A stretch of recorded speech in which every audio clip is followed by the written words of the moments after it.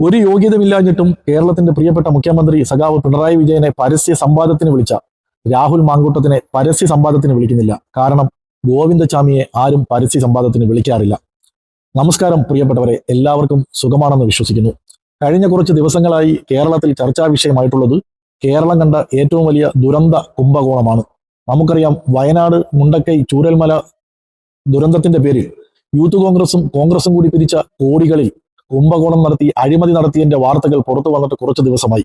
എന്നാൽ ഇന്ന് വരെ, ഈ നിമിഷം വരെ, 2026 ഏപ്രിൽ മാസം 5-ാം തീയതി ഞായറാഴ്ച, സൗദി സമയം ഏതാണ്ട് 5:40, ഇതുവരെയും കറക്റ്റ് അവർ പുറത്തു വിട്ടിട്ടില്ല.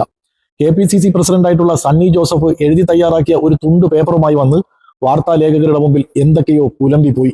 അതല്ലാതെ കോൺഗ്രസിന്റെ ഒരു ഔദ്യോഗിക നേതാക്കളും ഇന്ന് വരെയും യാഥാർത്ഥ്യം പുറത്തു വന്നിട്ടില്ല. എന്നാൽ കഴിഞ്ഞ 2-3 ദിവസങ്ങളിലായി കേരളത്തിൽ അങ്ങോളം ഇങ്ങോളം നടന്ന് പെൺകുട്ടികളെ വിവാഹ വാഗ്ദാനം നൽകി പീഡിപ്പിച്ച് ഗർഭിണിയാക്കി ഗർഭചിത്രം നടത്തിയ രാഹുൽ മാങ്കൂട്ടത്തിൽ എന്ന പെർവർട്ടർ 2-3 ദിവസങ്ങളിലായി സോഷ്യൽ മീഡിയയിൽ ഇതിനെ വെളുപ്പിക്കാൻ മെഴുകി നടക്കുകയാണ്. അതിൽ നമുക്ക് ചില കണക്കുകൾ പൊരുത്തക്കേടുണ്ട്. ആ കണക്കുകൾ നമുക്കൊന്ന് പൊരുത്തക്കേടുണ്ടോ ഇല്ലേ എന്ന് പരിശോധിക്കാം. ആദ്യം നമുക്ക് രാഹുൽ മാങ്കൂട്ടത്തിന്റെ ആ കണക്ക് ബോധിപ്പിക്കുന്ന വീഡിയോകളിലൂടെ നമുക്കൊന്ന് കടന്നു പോകാം. കോൺഗ്രസ് ആകെ പണം പിരിച്ചത് അത് ഏതെങ്കിലും വ്യക്തിയിൽ നിന്ന് പിരിച്ചിട്ടില്ല, ഇതിനെപ്പറ്റിയുമൊക്കെ വിശദമാക്കിയത്. അതിന്റെ അടിസ്ഥാനത്തിൽ വളരെ പെട്ടെന്ന് കണക്കുകൾ പറയാം. ഒന്ന്, യൂത്ത് കോൺഗ്രസ് ആകെ പണം പിരിച്ചത് അത് ഏതെങ്കിലും വ്യക്തിയിൽ നിന്ന് പിരിച്ചിട്ടില്ല, ഒരുപാട് ചലഞ്ചുകൾ വഴി പിരിച്ചത് 1,05,00,000 രൂപ. KPCC ആപ്പ് വഴി പിരിച്ചത് ഏതാണ്ട് 4,33 ലക്ഷം രൂപ. മൊത്തത്തിൽ 5,38,21,632 രൂപയാണ് KPCC യൂത്ത് കോൺഗ്രസും കൂടെ ചേർന്ന് പിരിച്ചത്. ഇനി ഈ ആപ്പുകളുടെ നിർമ്മാണവും ചെലവും അത്തരം കാര്യങ്ങളെല്ലാം കൂടെ വെച്ചിട്ട് 9,30,000 രൂപ ചെലവായിട്ടുണ്ട്. ഒന്നാം ഘട്ട ഭൂമി ഏറ്റെടുക്കലും രജിസ്ട്രേഷനും വേണ്ടിയിട്ട് 3,68,36,385 രൂപയാണ് ചെലവഴിച്ചിട്ടുള്ളത്. അതിന്റെ ബാക്കി ഇനി 1,60,55,247 ഉണ്ട്. രണ്ടാം ഘട്ട ഭൂമിയുടെ വില 2,50,30,212 രൂപയാണ്. അപ്പോൾ ആകെ ചെലവ് 6,27,96,597 രൂപയാണ്. രജിസ്ട്രേഷൻ അടക്കമുള്ള ചെലവിനെ പറ്റിയിട്ടാണ് പറഞ്ഞത്. കണക്കുകൾ വ്യക്തമായിട്ട് ഓർക്കുക. കേരളത്തിന്റെ 14 ജില്ലയിലും സ്വാധീനമുള്ള യൂത്ത് കോൺഗ്രസ് പിരിച്ചത് 1,05,00,000 രൂപ. KPCC ആപ്പ് വഴി പിരിച്ചത് 4,33,21,632 രൂപ. ടോട്ടൽ 5,38,21,632 രൂപ. പിന്നെ അതിൽ ചിലവായ കണക്ക് പറഞ്ഞു. സാധാരണ ഒരു ചെറിയ വീട് വയ്ക്കാൻ 9 ലക്ഷം രൂപ ധാരാളം. ഒരു വീട് വയ്ക്കാനുള്ള പണം കൊണ്ട് KPCCയും യൂത്ത് കോൺഗ്രസും കൂടി ചേർന്ന് ഒരു ആപ്പ് നിർമ്മിച്ചു. ഇനി 2 തവണയായിട്ട് വസ്തു വാങ്ങിയതിൽ അവർക്ക് ചിലവായ പൈസ 6,27,96,597 രൂപ. അങ്ങനെയാണെങ്കിൽ കഴിഞ്ഞ ദിവസങ്ങളിലാണ് KC വേണുഗോപാൽ പറഞ്ഞത് 10 വർഷമായിട്ട് പ്രതിപക്ഷത്തിരിക്കുന്നത് കൊണ്ട് കോൺഗ്രസിന്റെ കയ്യിൽ പൈസ ഇല്ലാന്ന്. അങ്ങനെയാണെങ്കിൽ ഭൂമി മേടിക്കാനുള്ള ബാക്കി 89,74,965 രൂപ എവിടുന്ന് വന്നു? ഇതൊരു ചോദ്യചിഹ്നമായി നിങ്ങളുടെ മുമ്പിൽ നിൽക്കട്ടെ. ഇനി നമുക്ക് മറ്റൊരു കണക്കും കൂടി കേൾക്കാം. അങ്ങനെ നോക്കിയാൽ കോൺഗ്രസ് പിരിച്ചു, യൂത്ത് കോൺഗ്രസിന്റെ ഫണ്ട് കളക്ഷൻ ഉണ്ടായിരുന്നു. അതുകൂടാതെ ലീഗാണ് ആദ്യം ഫണ്ട് കളക്ഷൻ ആരംഭിച്ചത്. 36 കോടി രൂപയാണ് ലീഗ് കേരളത്തിലെ ജനങ്ങളിൽ നിന്ന് സംഭാവനയായി പിരിച്ചെടുത്തിട്ടുള്ളത്. അപ്പോൾ അതെല്ലാം കൂടെ കൂട്ടുമ്പോൾ ഏതാണ്ട് 40 കോടിക്ക് മുകളിലാണ് UDF എന്ന നിലയിൽ ഞങ്ങൾ പിരിച്ചിരിക്കുന്നത്. ഒരു മിനിറ്റ് ഒന്ന് നിർത്തിക്കുക. ആ കണക്ക് ഒന്നുകൂടെ റിവൈൻഡ് ചെയ്തേ. അങ്ങനെ നോക്കിയാൽ കോൺഗ്രസ് പിരിച്ചു, യൂത്ത് കോൺഗ്രസിന്റെ ഫണ്ട് കളക്ഷൻ ഉണ്ടായിരുന്നു. അതുകൂടാതെ ലീഗാണ് ആദ്യം ഫണ്ട് കളക്ഷൻ ആരംഭിച്ചത്. 36 കോടി രൂപയാണ് ലീഗ് കേരളത്തിലെ ജനങ്ങളിൽ നിന്ന് സംഭാവനയായി പിരിച്ചെടുത്തിട്ടുള്ളത്. അപ്പോൾ അതെല്ലാം കൂടെ കൂട്ടുമ്പോൾ ഏതാണ്ട് 40 കോടിക്ക് മുകളിലാണ്.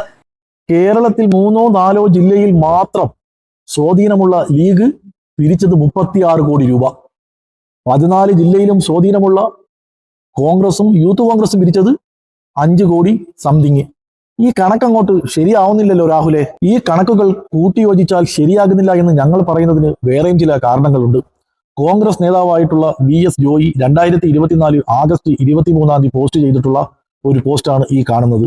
അത് ബ്രീസ് ഹോൾഡിംഗ് ചെയർമാനായിട്ടുള്ള റഷീദ് പുളിക്കൽ നൽകിയ 10 ലക്ഷം രൂപയുടെ ചെക്ക് വാങ്ങിയ പോസ്റ്റാണ്. അത് കഴിഞ്ഞാൽ പിന്നെ Shifa Al Jazeera group chairman KT Rabiulla നൽകിയ 20 ലക്ഷം രൂപയുടെ ചെക്ക് നൽകുന്നതിന്റെ ഫോട്ടോ ആണ് ഈ കാണുന്നത്. Asian medical group chairman Sayyid Thangal പുത്തൂരിന് അഭിവാദ്യങ്ങൾ അർപ്പിച്ചുകൊണ്ട് 25 ലക്ഷം രൂപ നൽകിയതിന്റെ ഒരു പോസ്റ്റും ഇട്ടിട്ടുണ്ട്. ഇത് മൂന്നും കൂടി നോക്കുമ്പോൾ തന്നെ 55 ലക്ഷം രൂപയായി.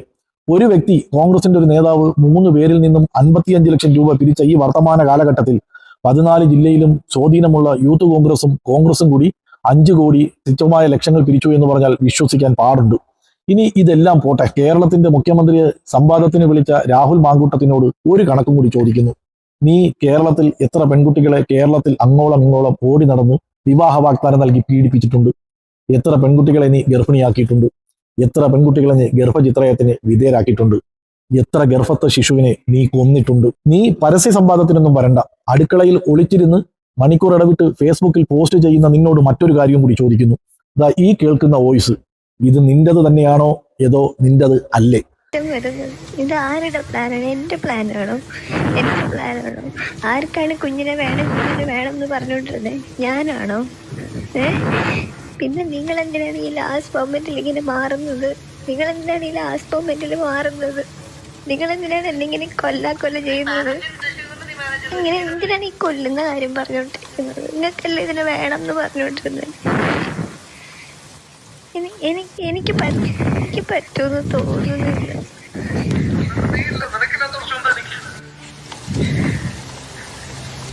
ആരുടെ സഹായം ഇല്ലാതെ, ഒരു മനുഷ്യന്റെ സഹായം ഇല്ലാതെ അത് ചെയ്തു തരുമെന്ന് തോന്നുന്നുണ്ട്.